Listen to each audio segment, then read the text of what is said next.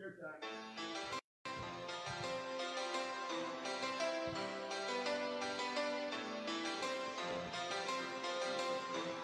Correct.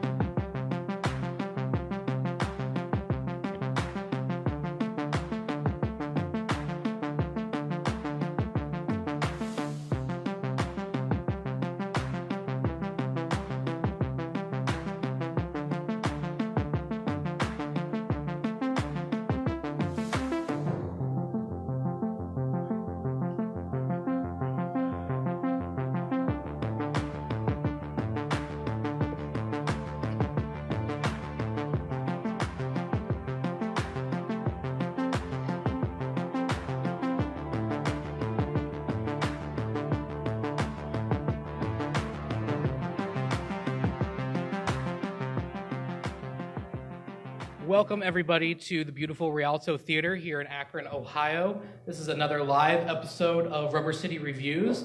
My name is Nick Mancuso from Does It Suck, and we are joined with Chris Kessinger from, I'm so sorry, I forgot your name. Film Freak. Yes, man of many trades, but he is the Film Freak. And then we have Evan Pohl from Preview Review as well. Awesome studio audience here as well. It's the first time we've had this many people. Thank you for coming to see us here. As you can see from our decor too, the Avengers have assembled once again. So we are the Marvel universe of movie reviews. Sadly, Jesse cannot join us today, so let's have a Moment of silence. All right, that's enough silence. Damn Thanos. Yeah, he was a victim of the snap. So we are going to have a spoiler-filled discussion of the movies that we're going to talk about today. We're going to be talking about Joker, Ad Astra, and It Chapter 2. So if you guys have not seen those movies or you don't want to be spoiled, either leave now and come back, or just tune it, or just come back later. We'll put it in the description when the spoilers are over. But yeah, let's get into it. What movie would you guys like to start out with? I think let's start with Ad Astra. Ad Astra? Sure. So, I guess I'll start. Overall, I think the movie's really good. I think I admire it more from a technical and craftsmanship perspective, and also like from a conceptual perspective. Like, I really enjoy the ideas that's going for. It looks amazing. The acting's all really strong. Mm-hmm. In execution, though, I don't think it quite delivers to a satisfying degree. It explores ideas, but not to a fulfilling level. So I liked it, but not incredibly. Would you be able to give like a background for people who may haven't seen it, like a quick little review of like what it was about? So Ad Astra is about a astronaut played by Brad Pitt who during something called, what is it called? Not Scourge, but in the thing, it's there are a whole bunch of like white lights that and power outages. So I forget what the film calls it, but the idea behind it is that these power outages are being caused by alien life or extraterrestrial life. So Brad Pitt is sent up into space in order to find it, but the personal connection that he has is that his father went up several years before, who's played by Tommy Lee Jones. So that's kind of like the humanity level that the film has. So from there, the film tries to tackle like some very human elements, and it delivers on some of them, but just not well enough. Yeah, I kind of agree with Evan on about 90% of what he said. On a technical level, this film is one of the best of the year, in my opinion. You got articulate sound mixing. You've got beautiful cinematography that shows the immensity of space, shows the absence of sound from space. Isn't it the same cinematographer of Interstellar? Yes, it is. Yeah. Yes, it is. That's why it looks so good. Yeah. Where my problem is with the movie, the couple of problems that I had was mostly in the acting, believe it or not. Brad Pitt, for me, honestly, I thought was cast wrong in this role because it relies a lot on basically him being a tough guy, him being masculine, very reserved with his emotions. And at the end, we need a scene that involves him releasing everything out. And I just feel like it didn't emote as much as I would have liked. So essentially you're saying that this reminds you of Ryan Gosling from Drive. Oh yeah. Yeah, so maybe Ryan Gosling should have been in the film. Yeah, maybe he should have. But for me, yeah, it's not a bad movie. I enjoyed it probably a lot more than you guys did. But yeah, it's not bad. Technically sound. I think Nick liked it the least of all of us because you get the lowest score. Yeah, I was expecting it to be something more than it was. Like with this particular one, I was trying not to rely too much on previews or things like that because I felt like it was the previews were going to be misleading. So I didn't want to go in with any preconceived notions or anything like that. As both of you mentioned, like the cinematography is gorgeous. The set designs are beautiful. Yeah. It's just that performance from Brad, I just always felt that it was going to lead to something, like you said. And at some points of the movie, I felt like, oh, well, this is it. This is going to be where it turns. Like, this is going to be a spoiler discussion. So, like, whenever he goes into that room where he's confined, right, and he sees one of the captains that I think may have died or something, and he recognized the captain. Yeah. And I was like, oh, well, has all this been a simulation just to use him to get to there because of the link with his father? Yeah. I'm like, well, maybe this is where it's going to turn, and it just never does. So I felt like there were some holes in the screenplay where they weren't really sure how to make the story end, so they just kind of didn't pick a way to go, and they just kind of halfway went with everything. Right. The movie tries to be really ambiguous, which I love ambiguity in sci-fi movies. I loved Annihilation last year, one of my favorites last year, and it was a very ambiguous film. And this film, but Annihilation, the difference is that it does give you enough pieces of the puzzle to then build your own picture. This gives you like a piece or two and then says, hey, do this 50-piece puzzle. Well, and this one too, what I commend this movie for is the great world building that it has inside of it. Yeah. I mean, this movie can pull off shameless promotions, in it, That's true. Product placement. It does it in a very innovative way, and it does set the stage for it. But it's like you guys both said, it kind of falls apart with its narrative, almost right at the beginning of the third act, where it doesn't know how to end, where you need that emotional climax, the weight of this reunion, and it just doesn't happen. Yeah, it's really sad because I think the film could have been excellent. Like, I know a lot of critics that are like really praising this as one of the best movies of the year. I can see why they think that. Yeah. But for me personally, it just didn't deliver for me personally. I personally would give, wow, that's a lot of personalities. I would give Ad Astra 3.5 out of 5. I did enjoy it quite a bit. It's worth seeing in theaters for the sheer scale of it. Yeah, I actually went up to Crocker Park and saw it in IMAX. Wow. Probably the best experience possible. And it was really great. But then again, I think that added to my expectations of it. And like I said, the main thing I really liked about it is how it looked. So I think I forget what I gave it on You my gave it review like a page. 6. I think I gave it like a 6. Yeah, that sounds fair to me. So Yeah, Yeah. for me it was an 8 out of 10. Just because I'm a technical kind of guy, I appreciate all of the little behind the scenes kind of aspects of the film, so I can appreciate that a little more and overlook some of its handicap, like Pitt's performance. So basically 6, 7, 8. So Yeah. we all think it's pretty positive. So moving on from there, let's talk about It Chapter 2, which came out over a month ago now. So this is one that I have not seen. So I thought you did see it. I didn't. No, Well, damn, man. I know. I'm sorry, Oh. but I will sit here and enjoy your conversation. Okay, well, and then, I'll ask some questions well, about it too. what did you think of the first Hit? Oh, I enjoyed it a lot. Yeah. Yeah, there was some. I'm in like the process of moving and like a whole bunch of stuff, so I had to pick and choose when I went and saw stuff. So it's just one that fell through the cracks. But I really, really loved the first Okay. remake of what, It. What was your favorite part of it? Of It, Yeah. the movie. Yeah. Or- The movie. or- Like, Just 2017. kidding. Hit. Favorite part What of was it? your favorite part? No, I think I enjoyed seeing the kids interacting with their fears coming to life, and I thought some of the set pieces that they used, like that one painting that like came alive, Yeah. that was like super haunting to me. That And was I scary. remember thinking like they're kids, so some of their fears may be kind of silly, but the movie did a good job of making them feel real and like haunting and big, and that was one of my favorite parts of that. Yeah, let's not forget the projections scene, Yeah. which was awesome. Yeah. But so if one of your favorite things was the cast, then I think you'll be happy with this one because the cast is freaking nailed in this film. Yeah. It feels like we went traveled through time to see the original cast grow up. Yeah, the worst part of a movie to me, a continuation film, is when you basically have to suspend disbelief to believe it. These are the same characters. That's not the case in this one. No. These are very much, you feel like, I mean, James Ransom, who plays Eddie Kasprick, I mean, I swear he had to have been the older brother of the kid that played him in the first It. I mean, they looked identical. I did have a question though, because I heard some critiques about some of the de-aging or CGI to make the kids look a little bit older in some scenes. I And didn't see it. did that That affect didn't, any that of didn't you? bother me at all. I think the only one that I even remotely noticed it for was Judah Linehammer, I think's how you say his last name, the kid that plays Bill, the leader of the group. Mhm. You notice it with him a little bit just because I've seen him grow. Like, I know he's been in a lot of movies, so you know how old this kid is at the present day and time. Okay. So you know he's not what you're seeing on the screen. That's probably the only small instance I had. I didn't. No, it didn't. But here's the thing: Yeah. like that CGI, not really that noticeable. Maybe in a couple scenes.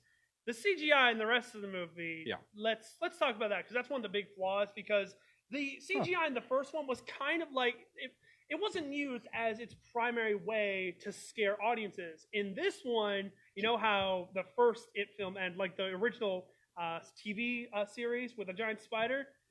They kind of go for that, Yeah. half and half. They go for it, and what's amazing is this ending is even less satisfying than that one was, and that one gets a terrible rep amongst the fans of it. In my Yeah. opinion, the ending of this movie, we're getting into spoilers, right? I mean, Yeah, we Oh are. yeah, that's fine. Okay, so like basically they hate shame this guy, and that's the ending that we're supposed to be satisfied with, huh? That's all it took was words, huh? That's interesting. Yeah. But I like how you're looking at me for this one. well, he hasn't seen the movie, so basically, you know, like they're hate shaming this guy. That's right? what I've heard. No. So, but my problem with the movie, though, is I have a lot of negatives with this one. First of all, repetition becomes a problem. This is way too ambitious of a runtime. I understand you have to tell the whole story, but the setup is repeated over and over again. Insert kid into the environment. He has to conquer his fears. Rinse, wash, repeat. and then collect an item. Collect an item. Yeah. Rinse, wash, repeat over and over again. That's a problem I had. I did not care much for the ending. And just like Horrible Evan turn of said, events. the Horrible. overly influential CG with the scares kind of overstepped its boundaries for me. Yeah, I think this movie, if you really haven't seen this movie, by the way, it doesn't really go for like a scary bit or like, it goes for more entertaining bit. And at a certain point in the film, I was like, okay, they're not trying to be scary or tense. They just want us to have fun. It's like, okay, I'll just have fun with the movie. So the over-the-top scares eventually worked for me. But the first few, it's like, wow, that feels really out of place. Like the dinner scene in the Chinese restaurant where the what the fortune Fortune cookies. cookie, yeah. Yeah, when they start turning into like little monsters, I'm like, what the hell is this? Mhm. This is not it. Yeah, well, I mean, they took that scene from the original movie, but the way that they do it in this one, it's not with the practical effects of that first TV film. It looks even worse. Yeah, how is a TV film made in 1990 look better visually than this movie does in 2019? Sometimes those practical effects are the way to go. Yeah. Right, Yeah. and that's what was good about the first one is that it had a nice balance of practical and visual effects. But this one, it goes more for CGI. So another big problem is that it's trying to be far more grand and epic than it really comes across as. So for us non-movie people, Yeah. could you explain the difference between the technical effects and would you say practical? Practical and visual effects. Like, for example, in the original Star Wars, when you could see the box that the TIE fighter's going in, tink, tink, tink, tink, like that. Yeah. Explain, Well, talk there's that something through. about the way your eye sees. It can see whether something is real or not very, very seamlessly. So whenever you're trying to build a story or tell a story, and you see, CG effects or computer generated things, your eye kind of recognizes it as not being real, and it can take you out of the moment. It cannot be a really good method of storytelling. Anytime you can use actual practical effects or puppets or actual things that are real in the moment, it's always the better option because it fits the lighting of that scene perfectly. Your eyes don't recognize something is off. And it's just an overall better way of telling your story. Would you guys agree? Yeah, I actually have a great example of that. The original The Thing from John Carpenter almost always uses practical effects. There's lots of animatronics, lots of practical effects, and that's what made it more horrifying, more entertaining, more effective. And then the prequel came out. It's like, why is this all CGI? And it's like, it's just not as good. Like the example that most people use is Jurassic Park, where they have the giant T-Rex chasing down Jeff Goldblum, and Objects may appear closer in the mirror than they... exactly. Yeah. And that's an actual T-Rex that they built, and they decided to shoot it at night in the rain to hide some of the flaws, to hide the fact that it's not real, but it looks real in that movie. Right. Even to this day, that looks so Yeah, damn good. it's something that holds up. That's why people always go back to it as being one of the prime examples. But now in the new Jurassic World movies, you can tell that those things are fake. Right. And it's just something about it that you don't get invested. Like, you're never going to be scared by a T-Rex again, like people were when they first saw Jurassic Park. Now, is there a difference between companies that do that? Here's why I asked. There's two examples that I think of that are, they're CGI, but they're amazing. And that's all the Lord of the Rings stuff. Yeah. And then then the last, Endgame. It's just like mastering your craft. It's some. Is it company based? Like, is it who's doing it? I think it depends on the story you're trying to tell. Yeah. I think back when Lord of the Rings came out, there was like, that movie has a balance of visual and practical effects because the orcs, that's all makeup. Or mostly, like maybe 90%-ish. But then like the bigger monsters, like the giants and the trees, that's CGI. So you kind of accept the fact of the illusion because there's an even balance of both of them. But with something like the recent Jurassic Park movies, or even the Lord of the Rings prequel trilogy, The Hobbit, where that is almost completely CGI and far less practical effects, you don't accept the illusion as real because there is no barrier, there's no layer to the illusion. And I think when you're talking about Lord of the Rings, lighting and texture plays a hand in the CG that you're producing. That movie, if you notice when you watch it, it has a dark hue to it all across the three movies. So when you're making something that's darker, typically it's going to be easier to hide its faults. Right. All right, but we're going on. Hold on. But I was going to say another... Dark like Game of Thrones dark? Big battle dark? Like you couldn't see the whole thing at all dark? Another example I was going to say is Star Wars is a really big example of combining the two, because that story is based on using practical effects or costumes. They're incredible with world building and creating puppets and costumes. And even though they've gone to use more CGI type things in the movies, they still call back to those. Every new movie has new puppets and new creatures. Well, the original Rancor was like a foot tall. Mm-hmm. Right. And you could, that's the beauty of it, was so when you go, and I know I'm taking off topic, but that's okay because we got an hour. You go back to those original Star Wars, you can see like how the puppet is like in the scene, Yeah. and you could see like a little box, just a little shadow like around it that's like lit up. Okay, and so you know it's been inserted. Yeah. All right. So and that's how we've evolved. Yeah. Right, but that same problem kind of comes with like green screen effects because sometimes you can see the hue around the people that are put inside that green screen. So there's pros and cons to each one. It Oh, does. yeah, right. Yeah. But circling back around to it because we're going off topic. I personally, I do disagree with you about the ending. The ending for me was satisfying, which is kind of why I am on the positive side with this one. I will admit I was disappointed because I think it wasn't the film's fault. I think it was the fact that the first one was so damn good Oh, yeah. that you could never really live up to how good the first one was.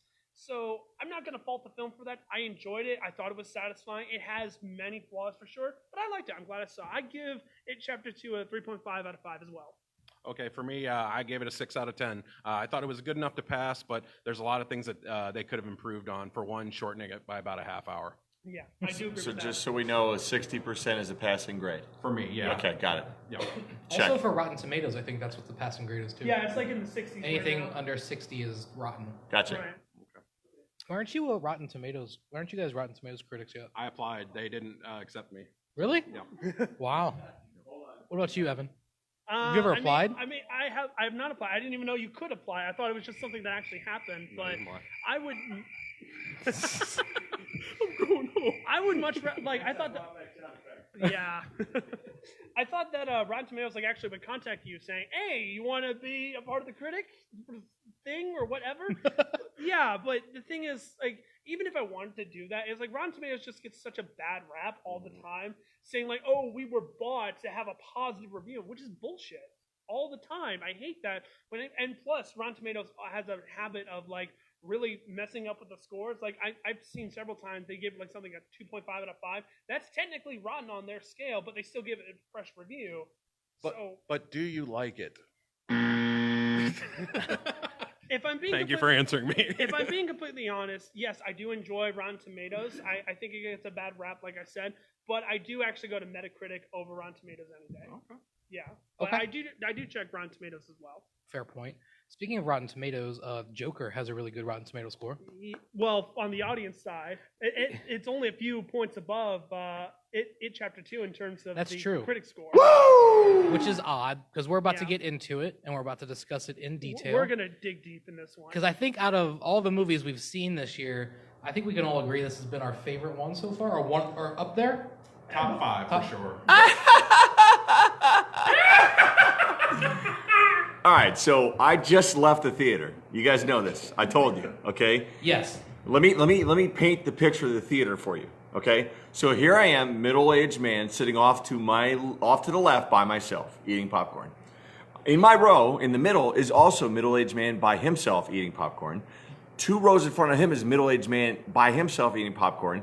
There's a couple behind us, and then there's a middle-aged man down in the pit shuffling cards by himself. Okay?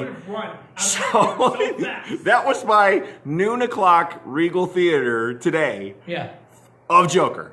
And now that I've seen the movie, Yeah. I'm thinking, oh my God, middle-aged men are going to this movie to feel something. I don't know what that something is. Why if you see this movie? All right, take it away, man. Go for it. But you were asking if this is like one of my favorite movies of the year. Yes. When I first walked out, I was like, okay, it's definitely in the top 5. Now that I have really like reflected on it, it is my favorite movie so far this year. It is. It's mine too. Yeah, but okay, so I got a joke for you. All right, let's hear it. All right, so what do you get when you have a toxic fan base, a terrible script, and the worst portrayal of Joker ever? You get Suicide Squad, of course. Why? You thought I was gonna say Joker? No?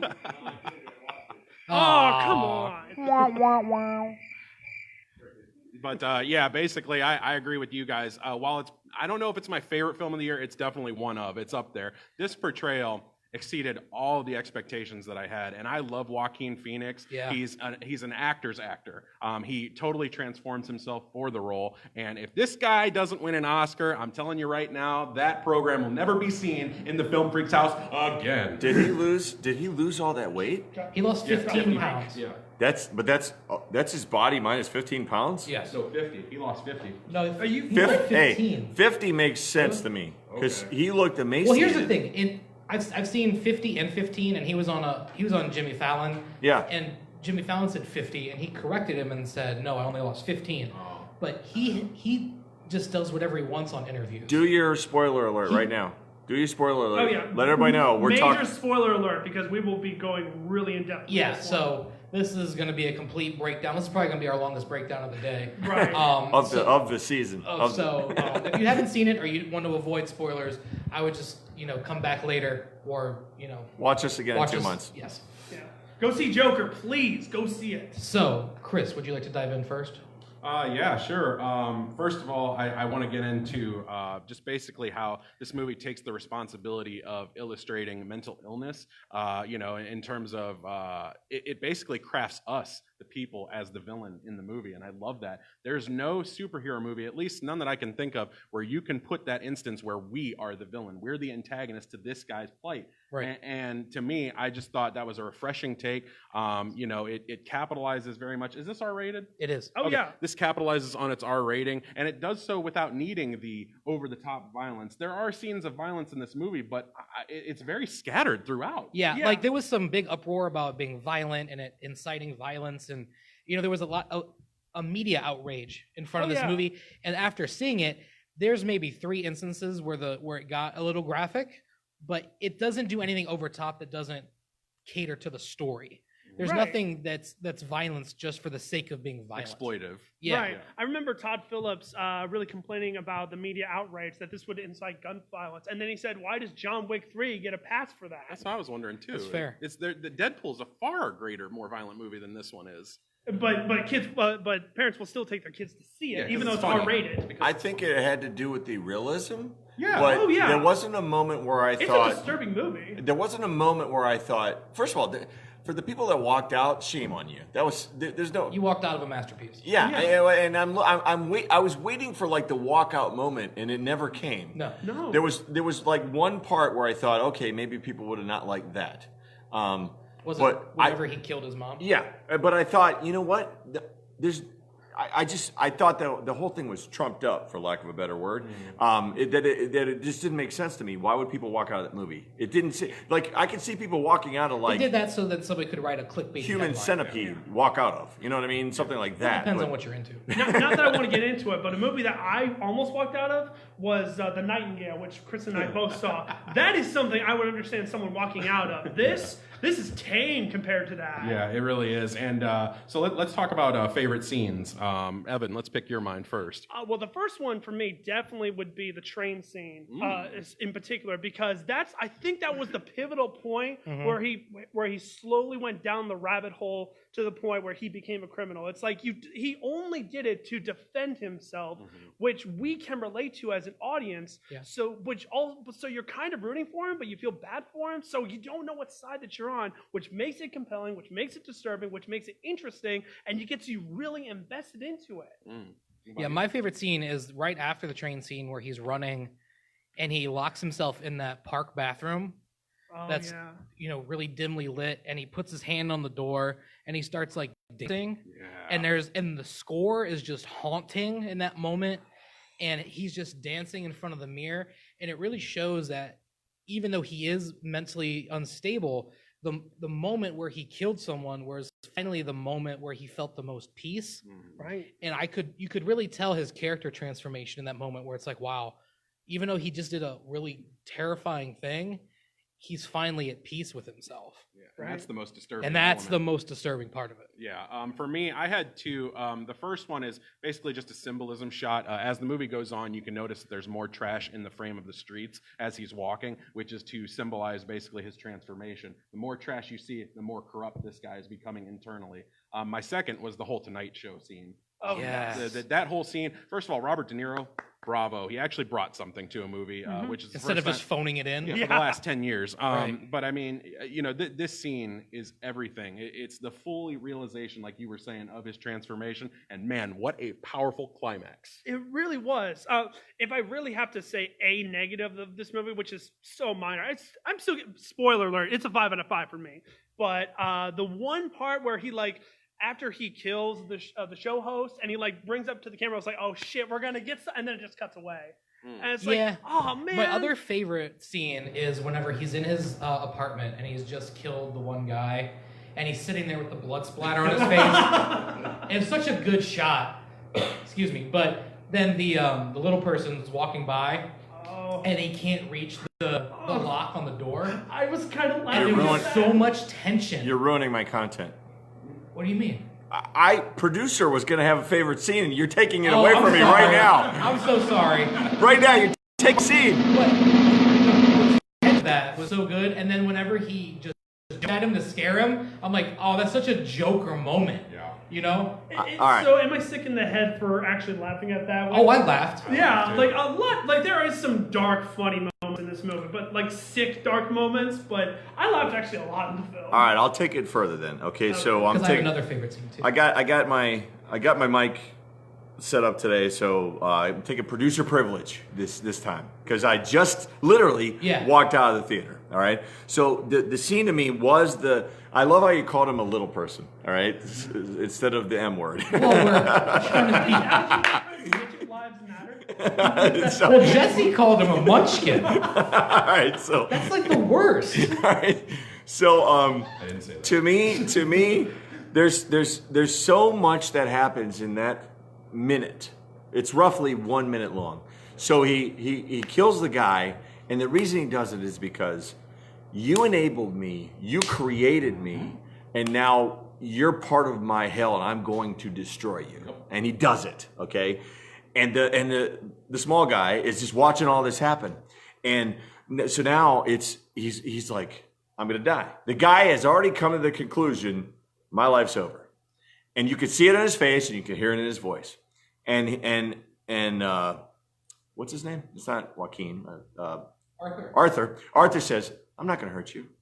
And then he does the jump, but he says, you were the only one that's been nice to me, including his mom.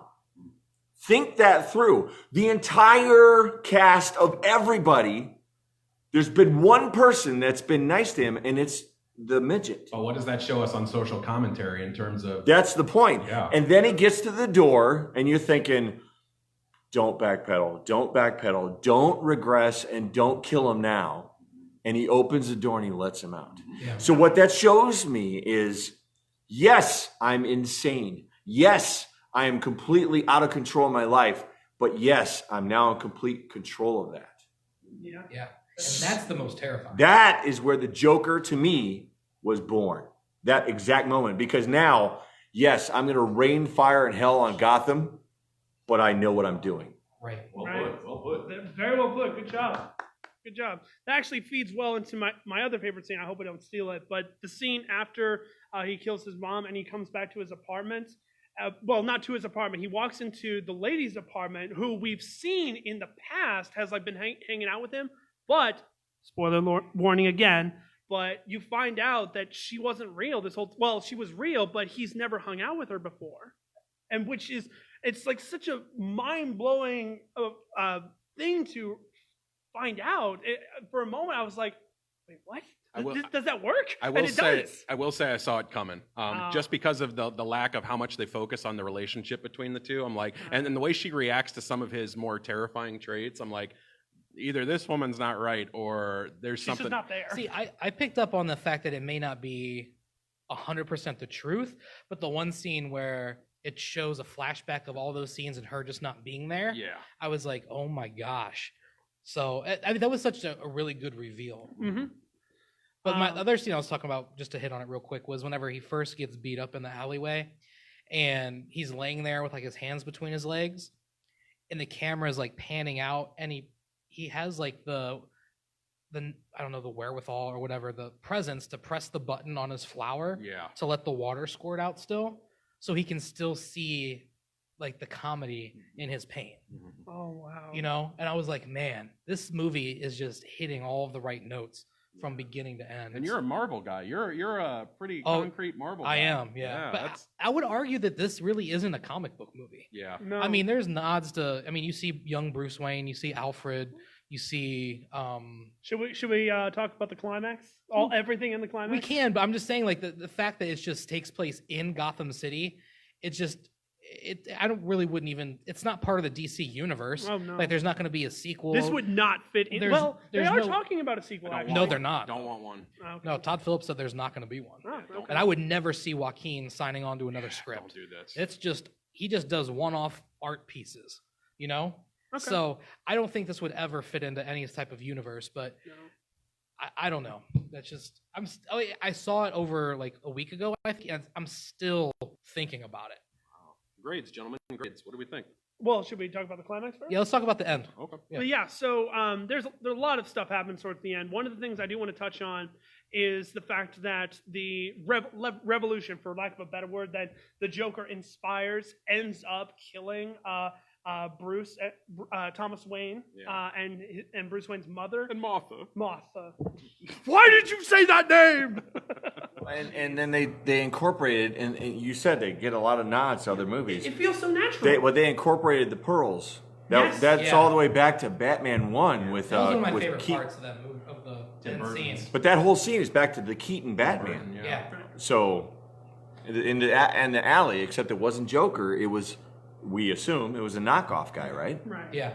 But the scene I do want to focus on is the very last scene where Joker is in the asylum and he's talking to like a therapist, but she kind of mimics the therapist that he was talking to earlier on in the movie. So the movie leaves it open to feel like, was that really real, what we just saw? Was that a memory he was reliving? Yeah. So That- there's lots of theories behind that. I'm curious to know what your thoughts are. My thought is that the end, like 3-4 minutes, was my only downside of the movie. Me too. That's the only thing that stopped it from being a 10 for me. I just didn't need that. Where I thought, and I hadn't thought about this until I saw another person's review, but it was Chris Stuckman's review, and he had said that at the end where he's talking to her and she asks him what the punchline of the joke is, and he just looks at her and says, "You wouldn't get it." If the camera would have cut off right there, that would have been perfect. I didn't need to see him running around like Scooby-Doo through the insane asylum. Like, it just didn't fit the tone of the movie, Yeah. and I just didn't feel like that was necessary.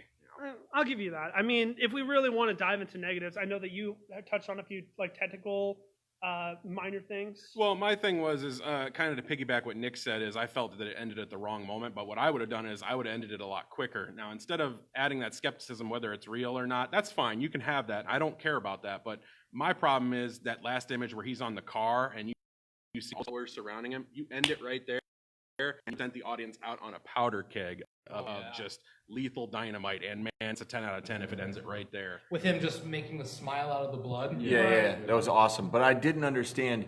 So, are they alluding to the fact that he killed that lady in the room, and then he's walking with his footprints of blood or whatever? That was my takeaway. Right. And then I'm assuming that takes it to the modern part, because you notice he had gray hair then. Did you pick that up? Yeah. I did not. All right. So if you look, his beard is starting to gray, and he's got gray down the side. So that's like, okay, we're now to Batman. Like, he's getting ready to break out. That's the way I took it. That we are now past the point. Joker's reign's been going on, and now we're to the point of Batman, because you got to let Bruce Wayne grow up, right? Right. Right. So that's the way I picked up. That's one of the other things that didn't add up for me. I know you touched on this on a podcast that you were on recently, and to me, the age doesn't add up. It doesn't? Yeah, because so let's look at Joe here. Let's be generous and say that Joaquin Phoenix is probably around 30 years old in this movie. Okay. We're being generous. Yes. So Bruce Wayne is probably what, eight years old? Yeah. Yeah. Okay, so that's a 22-year-old difference. So by the time he gets older, we'll say about 20 years old, he becomes Batman. Okay. So this guy's what, 40, 45, something like that, around there. 45, 50. Yeah. I mean, Hey, don't mess with 45-year-olds, man. What are you doing? What are you doing? You just said a 45-year-old's old. Yeah, So you 'cause did. on the podcast, I did mention that like Robert Pattinson's Batman timeline does kind of match up with this one if they wanted to go that route, but they would have to take some. And again, not doing but that goes back to all the comparisons of the different sagas. Right. Keaton's Batman is played by what's his name? Jack. He's much older in that movie. Yeah. Oh yeah. Oh, yeah. Much older in that movie. Yeah. And That's then true. so the youngest Batman of all of them has been the Suicide Squad Batman. Yeah. Suicide. Squad The youngest Joker. Thank you. Yeah. And then you've got Heath, who's the masterpiece in that whole mess. So I mean, but again, it goes back to your point of the timeline. Like, where are we? And as soon as I saw that gray hair, I'm like, this is like more of the Keaton Batman. Yeah. But yeah, I already revealed my score.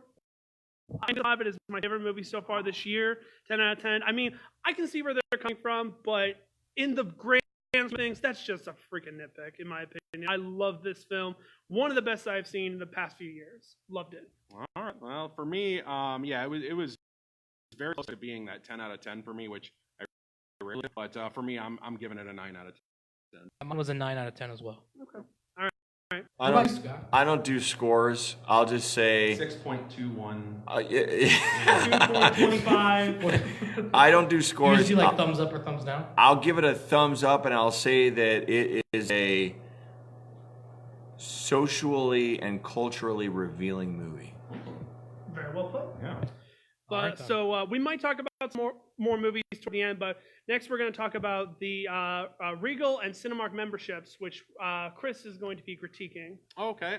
Yeah. So basically, got this membership. Regal started offering it about 2 months ago, and you pay $18 a month for our area anyway, the Akron area, and you get as many movies as you want to see. The only limitations to that are you have to wait 30 minutes after a movie that you've seen I didn't know that. to book the next. Is that one. like 3D IMAX anything? No, you can pay extra to get those. Now, those, I think the 3D are at $25 a month. Okay. So if you want the 3D and the IMAX and all that, you have to go up a couple more bucks. That's Okay. not terrible. Yeah, to someone like me, I think Regal is the best program that we have here in Akron because we don't have an AMC anywhere near here. The nearest one is Solon. Oh. And to me, AMC is a good deal, but it's only 3 movies a week, as to where Regal is unlimited. So if And you're- then Cinemark is what, once a month? Cinemark, you get 1 free movie a month. And then to- it's $8.99 for another ticket. yeah, it's almost like not even a deal, to be honest with you. Right. And Cinemark, who's usually on the cutting edge of everything, theaters, sound, everything, they really took a back burner on this one. They're a distant third in this plan. Like really, the only thing that Cinemark has better over Regal is that it's a 20% discount. Versus, I don't get food that often at the theater because it's already overpriced. Yeah, I did the deal with the food this week, and what's nice about it is I didn't think that would include Dasani water, and sure enough, it did. Yeah. Everything that's on it is the Oh, wow. 10%. So, Wow. so it is nice. I do recommend the Regal plan. What's nice about it is it's cardless. You can do it all on your phone through the app. All you do is you get on the Regal app, you click, you'll see a card up here. Click it, turn around, they scan it, you're in. I'm glad that you touched on that. You have to wait 30 minutes before you book the next one because I didn't know that. So because I kind of wanted the Regal Unlimited, I might start that in like January and just pay for the whole year. That and in front of me. Yeah, So- sure. So like we see a lot of movies. Do you think it's feasible for like the casual moviegoer to get to one of these? What's your definition of casual? Maybe like, well, I don't know because some people that don't see movies like they maybe go once a month. So therefore, the Yeah. Cinemark one might be something that fits them. You know what I mean? If you're a once a month guy, sorry about that. Evan. No, you're fine. If you're a once a month guy, Cinemark is probably your deal. But if you're like me, someone that sees 2, 3, anywhere or between, more. 15 to 25 a month, yeah, you definitely, it's not feasible for Cinemark. Okay. Right. So yeah, and that brings me to the one negative with Regal, not with me, but that I've read with other readers. You have to sign up for a year in advance. So Yeah. you're not paying a year, is what I'm saying. Is you're committed to that for a year, whether you like it or not. That to me is a soft spot with a lot of people I know. Me personally, I don't care because I'm in this thing for the long run. Right. But some people that might rub the wrong way. What do you think would be a better like time limit to be committed to? I would almost say no time limits. I would just say sign them for the month, and then if you want to resign, you resign. You Right. know? I was thinking like, oh, I can do this, and like every single month I could just come and pay for it, pay my $20 per month. I like that idea, but no, you have to do it for an entire year, and I'm like, that's kind of That's the weakness. Yeah. Yeah. But to me, honestly, I would recommend if you see at least 2 or 3 movies a month, it already pays for itself. You're already saving money. right. So Yeah. So yeah, that's the best way of putting it. So moving on from there, the next thing we want to touch on is we want to talk about our best, worst, and most memorable theater-going experiences. So we have a lot of stories. So I'm gonna let Nick start on this one. What's this section rated right now? Oh, well, there are some stories that could go off the rails a little bit Is here. this So NC-17 we're gonna or- try to keep it. We have some elders in Let's this go room, PG-13.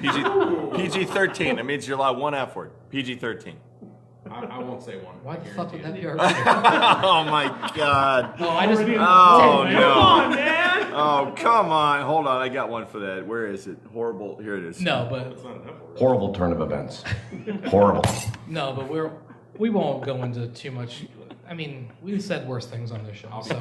Yeah, I've said worse things on this show. So I mean, I thought this would be a fun little I don't know, segment because we see so many movies. We're in the theater a lot, and we've probably come across some things that people think are just stories that people come up with, but actually do happen. Yep. My friend Jesse, who's usually on the show, he used to be a manager at a Regal for a really long time, so we get to go see movies for free almost all the time. We did run into some things happen here and there, people doing things they shouldn't be doing in the theater, sneaking in. He actually worked at the theater in Montrose, so when LeBron was living over there at the time, LeBron would come in fairly often, and he would, seat him and everything. And Shaq was playing on the Cavs at that time, and Shaq would tip $100 bills. If you gave him his popcorn, you got a $100 bill. If you help him do his seat, $100 bill. Those are very nice people. Very nice people. But Shaq was like a really cool person. And then they had that Trainwreck premiere there with Amy Schumer. I wanted to see that, but I didn't end up. So my friend Ryan and I went there to videotape it for his vlog. But then Jesse was actually working there at the time. So he had actually helped, Judd Apatow to a seat, Leslie Mann. We got to meet Bill Hader. It was just some really cool stuff. Yeah. Damn, So I'm jealous. and then another perk that we used to do is back before the projectors were all digital. They had, the regular hookups, like the video cable, the audio cable into the projector. So we would take our PlayStation and just hook it up to the projector, and we'd play Call of Duty in the movie theater, after hours. It was one of the best things because you turn the sound system all the way up, and it would Oh my god! it was great. Did you get to 360 no scope a lot? It'd be a lot easier with a big screen like Yes, that. it would be. But we never ran into anything crazy like that. I mean, or anything more crazier than that. I'm sure you guys have come into some because you guys see a lot more movies than I do. So Yeah, I'll go ahead and go. I actually have someone in the audience that went to go see Slender Man with me, which was by far one of the most memorable experiences I've had in the theater because very early on, the first few moments of dialogue, it's like, oh shit, it's gonna be one of those movies. So everyone, 5 minutes in, everyone accepted, yeah, this movie's gonna be crap. Let's just have fun with it. And people just started talking shit over and over and over with this movie. in the theater. Yes, in the theater, everybody was talking to one Isn't another. that fun though? It was. It was. Yeah. It made the pain more Yeah. bearable. Yes, Yeah, it was I've freaking had that awful. happen It was one of too. the worst movies last as year. a collective, everybody decides, oh, this is what we're doing, and then so somebody will say a joke, and then everybody laughs, and then you wait a little bit, and it just becomes a really fun atmosphere. Right, Yeah. and there are just so many moments and not just Slender Man. There are many, many teen horror films that I have seen in the past few years where people just start talking crap. Wish upon. Yes, or oh shoot, what was it? Truth or Dare. Oh, heart attack. You okay? Oh God, what a horrible movie. Oh my gosh. But it's kind of fun going into movies like that because walking in it's like, I'm not going to like this, but I might as well have fun with it. And that's what's so cool about it is because you can go into an audience, just talk shit about a bad film and just enjoy it even though it's not good. Mm-hmm. Yeah, I've had a couple, and I'm going to make this real quick too. I'll just do short instances here and there. I've had Indulge us. I've had one where a guy's ordered a pizza to the back exit of the theater before, like a whole pizza. Really? Yeah, and not like a Regal pizza. I'm talking like Papa John's delivered there. Yeah, he was sitting in one of the third or fourth rows, something like that, and he goes. There. He left the door open. He put a towel in it, I think is what it was, and the guy opened the door and he goes, "Oh!" He's done it before. Yeah, he's done it before. Unbelievable, crazy. Another one is. So wait. So We can't just skip over that. no. like there are theaters out there where you like actually can order food service. Yeah. Like, Yeah, was Regal. Was this one of them? You can order it from Regal, yeah, but he didn't do that. Okay. I'm talking, he ordered from Papa John's. Oh my There was a god! Papa John's driver. He came in there. He gave him the money, gave him the tip. He walked Do you out. remember what movie this was? Yeah, it was The Fault in Our Stars. What? Yeah. I would have been pissed. I think it's because he was on a date and he wanted to get through that movie any way he could. Oh my I love the gosh. movie, but apparently he didn't. That's a power What an move, ass. man. Yeah. Whoa, okay. The second one is I've seen a fight in Ride Along. Oh, wow. Yeah, there was a guy he had his feet up on the seat, and there was an old man in front of him, and he warned him at first. He said, "Hey, son, get your feet off my seat," and all that. And he goes, and all of a sudden the guy kicks it again, kicks it on purpose. no. Stand up, both of them start going at it back and forth. The lights come on, everything. They halt the movie, paused it right when Oh Ice my Cube was like gosh. this or something. And yeah, there's a fight going on right next to me. I grabbed my phone and I was like, I used to have it on my old one. I don't anymore. And my final instance, and I got to be careful with this one. My final instance Viewer discretion advised. during Zookeeper, so keep that in mind. Wow! No! During no. Zookeeper, there was a couple in the back of the theater. Please tell me they were making out. They were doing more than making out. And I heard noises, and it was weird because there's penguins throughout the movie, and like the penguins would make a noise, and you hear, and they go, oh, Oh! yeah. Oh my god! And they were just, yeah, it was, so me and my buddy, we're just kind of looking back the whole time, and I got a buddy out there, he'll testify it for me. So we're going back the movie's forgotten about. This thing doesn't exist anymore. Did it make the experience more memorable? Better. Yeah, you could say that. Did yeah. it affect your score of the film? No, but it was a 10 in the auditorium. But yeah, that's probably the weirdest tale that I have, and it was weird because they walked in right after we did, and they said, "Oh, we thought we were going to be the only ones here," and we were like, "Oh yeah, we thought the same about you guys." Sure enough, they went up there and Oh my god! It's a penguin sound. Oh yeah, god. there's one line I can't say, but I'll say it off screen. All right. I got two. So. Were these for like black and white pictures? Or- Oh, hold on. I got a that deserves a buzzer. All right. So, yes, I'm the old guy. So, 1992. I'm 18, right? And Jurassic Park comes out. And you guys, there's been. I think I said this. I put it on Facebook about a year or two ago. There's been movie moments of my life. Yeah, I remember. That was like the first episode we did. One was the Jurassic Park scene where Hammond says, "Welcome to Jurassic Park," and you see the dinosaurs for the first time.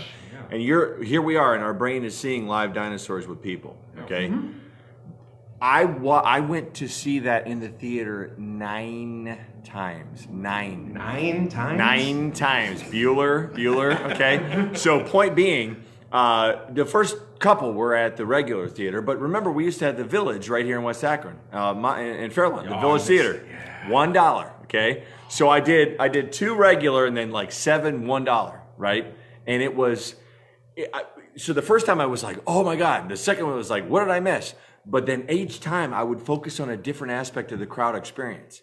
Like the next time it was, I'm just gonna watch the people that I take with me. I'm gonna take my dad. I'm gonna take. I love seeing a movie a second time with somebody who hasn't seen it. Right. Just watching their reaction. I was watching my dad. I was watching my girlfriend. Right. And I can't remember which girlfriend it was, so I'm not gonna say it because my wife will get pissed. Right. So point being, I'm watching their reaction. Then the next time I'm watching the crowd reaction, and then when the jumpy parts are coming and they jump and you see the whole crowd go like that. Right. So that was my one experience, and then the second one was with my family with Endgame, and it was, we had gone and I'd seen Marvel with the kids. My wife hadn't seen Marvel yet, so my son, of course, is real into MCU, and there's the moment where the cannons are all shooting down, boom, boom, boom, boom, boom, boom, boom. They're bombarding everybody, and then all of a sudden they stop and they turn to the sky. And my son stands up in the theater. We're like midway. And he stands up, arms up in the air, and he goes, Marvel! And like, You did the same thing. I did. And the whole theater just erupted behind my son. Such a child. Oh my God, it was awesome. And he's like, Marvel! And the whole I crowd. sat in the back row for a reason. And it was opening weekend, so we got there soon enough because I saw it right after you guys, right? Because I wanted to see it, right? Yeah. And the place erupted, and then no more than 10 minutes later, here comes the scene and it cuts and it goes like this and it goes like that and then it fades away and then it's all women and all my girls, my wife, my daughter go, woo! Like it's the women. And I was like, I'm like the proudest father and husband right now in this moment I've ever been in a movie. It was a total interactive movie because, you know, the applause was going on. All that. Oh, yeah. So that to me, I doubt I'll ever top that again because I doubt I'll ever get my family that into something because it was the final of all those episodes. We'd all watch them all together, right? Yeah. So Is there any like etiquette things that you guys really hate that people do in a theater that just Many. like? Oh, 'Cause- well, I mean, there's some things that like obviously you shouldn't do, but like things that you've seen like you couldn't believe somebody did. Obviously, the pizza thing is crazy, but I mean, there are a couple, like, obviously, don't use your cell phone during a movie, unless it's a shit film, then I'm okay with that. yeah, I did that today.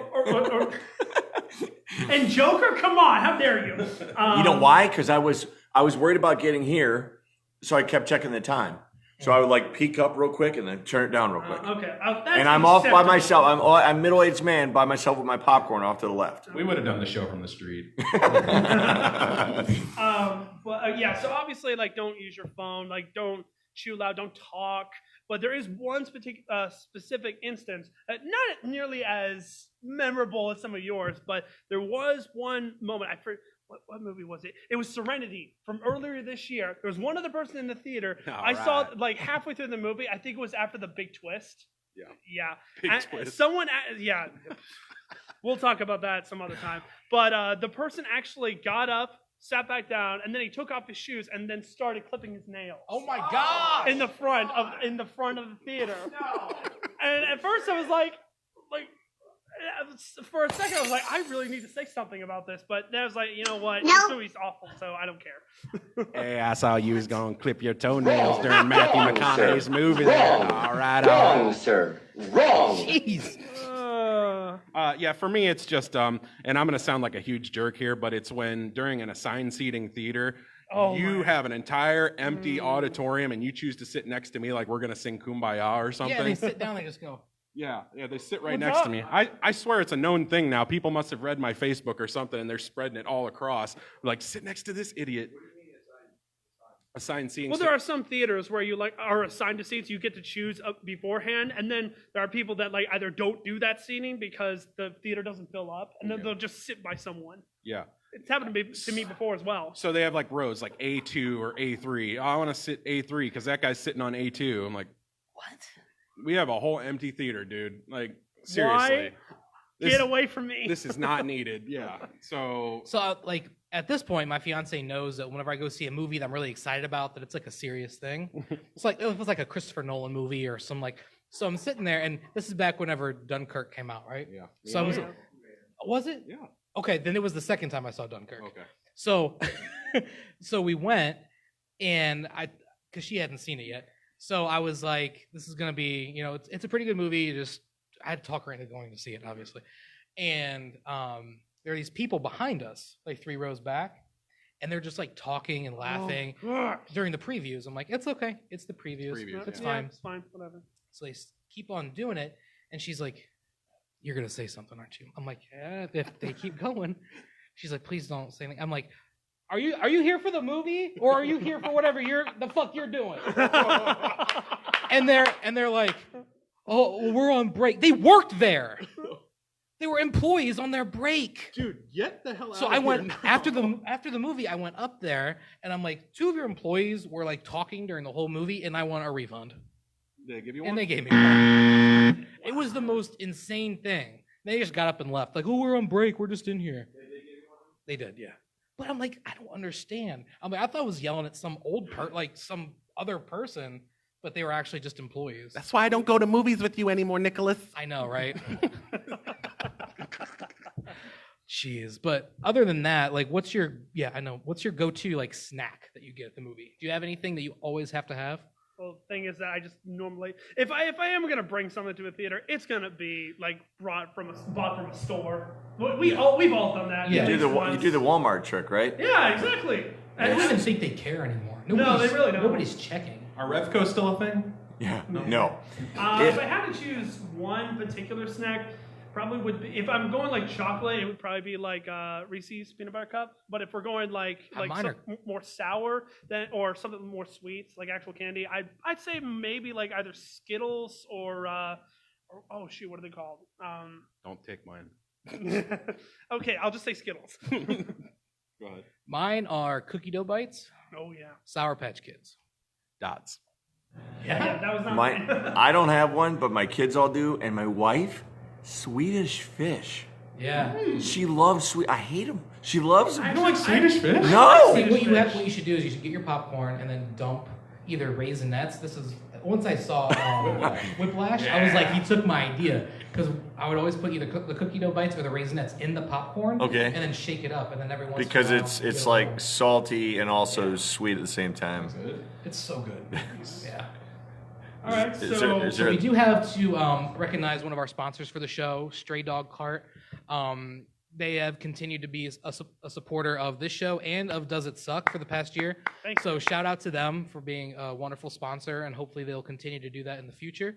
But moving on from that, I think we're going to move into just some extra movies that we kind of want to touch on before we wrap things up. So you're gonna call me out on that one, eh? no, I specifically named this segment Evan's Movie Moment. I thought it would be fantastic for Evan to have his own little thing at the end. Thank you. I mean, Chris and I probably would have this moment together because you don't see nearly as much. Woo! This magic moment. So one movie that we don't want to talk about is El Camino, which recently just dropped on Netflix yesterday. And both of us are major Breaking Bad fans. We have some Breaking Bad fans in the audience. Yes, yeah. And I thought this was really good. I really enjoyed it. It's a very satisfying conclusion, which it reminded me of Toy Story 4, how I felt about that, because it... Well, let me explain. Don't judge. I was with you for a while. Yeah, let me Chris made the explain. face of that kombucha girl. He's like,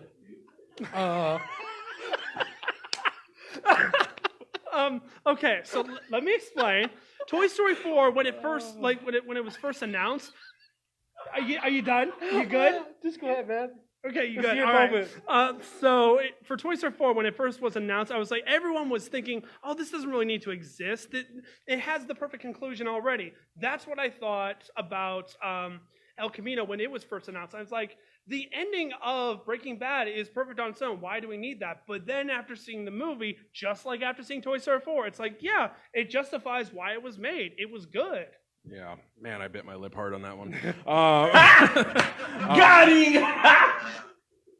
Hey, you get out. No, but I agree. It's not often that 6 years after a show is concluded that a continuation is this good or this thought up or this the continuation of this for everything from the production to the characters, everything is seamless. I've never seen it, so I can't. Yeah. What? I wasn't a Mulder and Scully guy, so. I mean, I've seen the show, not the movie. Yeah, I've seen the show. Yeah, I've not seen the movie. No. But yeah, to me, this is a great performance by Aaron Paul. Oh my gosh. Psychological duress at its finest. And this man, he wears the weight of his past decisions. It's very nuanced. It kind of reminded me of Logan a little bit. Oh, I could see that. That more than Toy Story 4 for sure. Shut up. Do you think it's hard for an actor to be that far removed from that role and then to revisit it? Yeah, that's kind of what I was thinking with the 6-year thing. It's like, you've been off this for 6 years, dude. Like, and for you to pick it up like there was no problem. The film is also good. gorgeously shot. Like it's one of the best looking movies I've seen so far this year, up there with Midsommar. Great shot composition. Vince Gilligan, he amplifies the tension in every shot, and that's what I like about it. Is it starts at a little, just small boil, and it comes to a suffocating conglomerate, basically. Right. If you haven't seen El Camino, if you haven't seen El Camino, I do want to spoil one little bit of it. The shootout, almost like a Western shootout in the middle of the film, that was tense. I was like, I'm gripping my chair, like, yes, this is awesome. Yeah, it was awesome. And were you satisfied with the way things wrapped up? I was satisfied with the way things wrapped up. It left on a good note. Yeah. Oh, I'm sorry. Okay. No, you guys still talking about Toy Story? We've moved on to Bill Paxton and Twister. Twister is a classic. I like Twister. I love Twister. But yeah, to me it was very worth it. And for Netflix, it's really exceptional. I gave it an 8 out of 10. Yeah, I don't say anything, okay? I give it a 4.25 out of 5. I really enjoyed it. Maybe a little bit more than you. More, yeah. Yeah, just a little bit. I don't think it's flawless. Can I vote to get a consistent? Can we all do 10s? Can you change your life? Which one of you is willing to change your life? Okay. We're both 10s. You're a 10. You're a 10. Can you do that? No. All you got to do is do just 10 years. you take your calculator I and used to do hit fives. times 2, and that's it. I used to do 5s, but I changed to do 10s. Just Is it? Do you like the Dewey Decimal System? I mean, what is it? I have 3 different ratings systems. 3.25. Would you let me 75867. You should just Maybe change someone in the audience has a comment. You should just change it. You just change it to emojis. Like, how many happy faces? How many poops does this How get? outdated is that going to be in several years? I don't know. Angry cat. All I want as a producer is consistency. That's it. Yeah. I'm and asking so, you- and here's what I'm consistent on: my Go. 3 different scores. Yes. When it's a show, I gave it a letter grade. When it's a video game, I give it out of 10. When it's a movie, I give it out of 5. That has always I been can respect that. I can actually respect What that. about a book? I've never reviewed a book before. He doesn't She read? has. Stop. My fiance has. So I can respect Good work, that. too. But for the What system do you use? Yeah. same as me. I'll turn she it up. uses out of 5. I do out of 5 just because that's how he has me do the movies. So Oh, I've done out of 5s with books. Oh, so you don't let her have her own opinion. we could hear it. Wow. Hold on. Wow. Well, that was breaking glass right there. All right. So all I'm asking for this show, just for this one, just for this one, Oh boy. to just scale this to 10. That's it. All right. So for El Camino, it'd be an 8.5 out of 10. Okay. Okay. You So- happy? No, I am. And you get more granular. What I like about it is you get more granular than they do. And since you wanted 'Cause us for- all to change, I'm changing mine to an 8.1. I'm changing mine to emojis. I can't take you guys Good right now. system. I don't know why you wouldn't do that. Point being, consistency-wise, that way we're out of 10s, and you're the only one using the decimal, because these guys like whole numbers. Okay. He's used decimals before. Yeah, I did back in 1996. Yeah, like before 2015, I think I did. Before we were born, you were still around. Did you want to touch on any other movies? I guess we could briefly touch on Rambo Last Blood, which will make him happy because he seeks nostalgia, being how old he is. Nostalgia. No. I love how they got to tie it up, right? Because the whole first movie was First Blood. Then they had a bunch of garbage, and now they're finally doing Last Blood, and he's 90 years old. Well, this is equally not as good. Rambo, blood transfusion. Evan and I disagree a little bit on this one, but it's just because how we took the movie each. Yeah, I mean, I can totally I don't understand the backlash. Like everyone say, "Oh, it's another movie that incites gun violence." It really doesn't. If you go into a Rambo movie thinking it's going to incite gun violence, you're a freaking idiot. It's meant to be bloody. It's meant to be a good time, and that's all I wanted was blood. But then I realized, hey, the original Rambo film actually had a layer of commentary about like not being accepted when you return from war and having the impact of war that it has on soldiers. That was good. That it gave the character depth, and this has nothing like that. I disagree. This movie has a commentary in terms of the jungle of America is a lot more dangerous than the one you'll ever face in the true jungle that Rambo's been through, and to always keep your eyes open and to always watch. That's what. Are we talking about spoilers? Yeah, sure. Yeah. Okay, so that's what happens to his niece. Yeah. So she takes for granted, she's a little too nice, she's a little too trusting, and what happens? Boom. Right. So that's basically, to me, yeah, I agree. It's not as depthful as, First Blood or anything like that, and it's not as good as that either. But did I have a fun time? Abso-freaking-lutely, man. I saw buckets of blood and exploitative violence, which is hard to come by this day in the modern cinema. And to that, I will say that when the action did happen, I was having a lot of fun. Yeah. But there wasn't a whole lot of action up until the last 20 minutes. No, I agree with that. So it's like you're in for the long haul with this one. It feels like it's trying to be far more serious, but then the end just really betrays that serious, gritty tone, and then it just goes so over the top that it just doesn't feel consistent. I'm not saying this is a bad movie. I'm saying I'm more mediocre with it. if you want mindless action violence and you love Rambo, go see it. It's mindless popcorn entertainment. Yeah. Yeah. No, that was mine. No, yeah, I described that as Suicide Squad when we went the first show. But I love can't that. go positive with this one. To appease our producer, I would give Rambo Last Blood a 4.5 out of 10. Okay. It's a 6 out of 10 for me. Okay. I didn't see it, but I'd give it like one of those little pistol emojis. Okay. you gotta understand something, right? So in the generation of growing up with Knight Rider and Airwolf, okay? Mm-hmm. Airwolf. See, the first time that What is that? and Transformers Dukes of Hazzard. Here comes Mandible. The first time that we, as a society, caught our first glimpse of it would be a full-size attack helicopter was in Rambo 3. Mm-hmm. Rambo 3. That was it was like Apache on steroids. Oh, I'm like, is she talking to us? All right. That's all I got. That's it. All right. Do we still have time, or should we wrap this up? 5 minutes. Yeah. Right. You want to talk about another movie or something that's recent? We're talking about Gemini Man? Oh, we can. I mean, it's really up to Nick. Whatever. I did see somebody comment today. There was someone that questioned the aging effects. How does that work? Oh, okay. Oh, de-aging? Yeah. Yeah, I think it's something that's really come a long way. It's something I think started with a studio, I think it's called Frame Store. I don't know if that's for sure or not, but they work a lot with Marvel movies. And I think we first saw it with Robert Downey Jr. getting de-aged in, was that? Civil War. Civil War? Yeah. And then, back to Russell, not Russell Crowe, but in Guardians of the Galaxy. No, that's he Russell was, Crowe. Oh, Kurt Russell. Kurt Russell. Russell. Yeah, I'm sorry. And then Nick Fury and Captain Marvel. Like, Marvel's been a real huge proponent of that. And then coming up with Gemini Man and then Irishman. Right. It's going to be a big deal. I just think it has a potential to prolong an actor's career. Yeah, it's almost scary what we can do with technology these days in terms of, reincarnate these actors who are no longer with us. And, it makes you wonder how far they're willing to take this. Yeah, I agree with that. I think that when used and implemented correctly, it can really change the way that we look at films. But when it's not implemented correctly, it can just be another major flaw. Yeah, So just like what we talked about at the beginning with practical and CGI effects, sometimes it can take you out of the movie.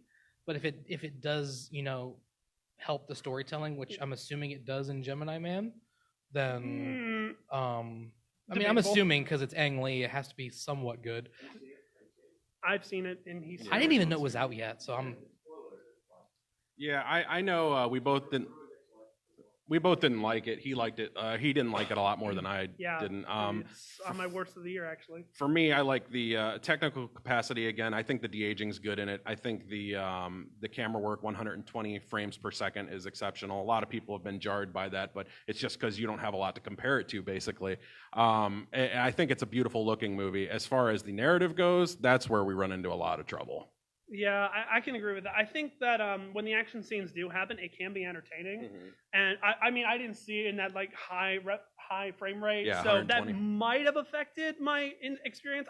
I don't know. I don't think that 25% action is going to have any big effect on how much I view a film, because for 75% of this movie, I was just freaking bored. Yeah, well, I agree. It's because you don't care a lot about the characters, and you don't care about they haven't really fully fleshed out this gimmick, and they treat it as a surprise the whole movie. When in advertisements, it's given away in the trailer that he's a clone, and yet the whole movie they're like, so wait a second, he even sees the clone himself, and he goes, so let me get this straight, he's a clone.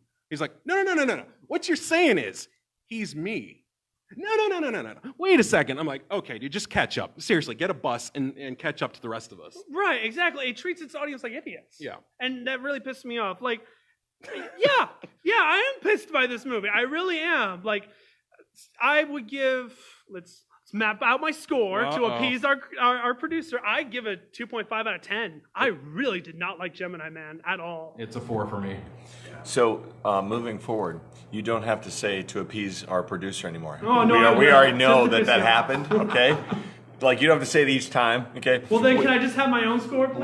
We have a comment from from someone in our audience. It says it felt like a '90s movie which didn't do well in 2019. Yeah, Kind of like Demolition Man Part 2. It has the action of that, but with none of the cheesy fun that goes along with it. It takes itself too seriously. Yeah, I agree. Yeah. So basically, a typical movie is shot on 24, I think it is, 24 frames. 24, 30 frames per second? Yeah, so basically what it is anytime you maximize that, you make it more, you're going to see more in frame. You're going to see more of the landscape. You're going to articulate more of the, say, like hairs on my beard or something like that. It's going to the see lack of hair on the top of your head. more HD, basically. Yeah. Sorry. That's not the comparison I would have went with, but okay. So yeah, it crystallizes everything. It's like you're there. You're in the frame of the moment. So a lot of times it can be really jarring because like comparing it to other things, it's just a lot. And then I think the key is to have that for action sequences so that way they look a little bit more realistic, but sometimes it looks too realistic and you can tell it's a movie. Yeah. Didn't they do that with the Mad Max Fury Road? Didn't they have some scenes like that? They had that in The Hobbit. Yeah. They did. That was The really Hobbit noticeable. was when they're in the river Yeah, and they're going that down. was- It just looks like it's being shot on a film stage, It and you looks- need something to kind of dumb it down, for lack of better terms, so that way your eyes can kind of still see that there's some sort of disbelief there. It's still a movie. Yeah. So we're gonna wrap this up. Yeah, I think that was it for this show. Thank you for everybody that came today. Thank you It was very really much. nice to have a live audience here. Thank you to the theater again for having us. I appreciate very it very, much. very much. This is a beautiful space. It's in Kenmore in Ohio. If you haven't checked it out yet, please come down here and check it out. They have events all the time, concerts, comedy, everything. Check it out on their Facebook. They update their calendar all the time, so you can come out and check them out. Wait, speaking of Facebook, shameless plug in 3, 2, 1. This gives you the incentive to go to all of our pages in order to see all our reviews. I recently reviewed The Addams Family as well. He recently reviewed Jexy. I know that you gave a scathing review to the Pizza Hut Cheez-Its. I did, yeah. Yeah. So you can find, we touched on a lot of movies today, but you can find a lot more content on our individual pages as well. So make sure to check that out for more stuff, and then we'll let you guys know whenever our next live show. Oh, so Evan Pohl, I'm Preview Review. Just send me an invite, and I'd be glad to have you. Love your support. I'm on two forms of media. I'm on Facebook under the Film Freak review page, and I'm on thefilmfreak.com. And mine is a public page on Facebook. It's Does It Suck? And I also do a podcast every Monday and Wednesday as well. That's Made to Motivate podcast. Awesome podcast, too. All right, well, thank you again, guys, and I look forward to our next show. I look forward to it, too. Thank you.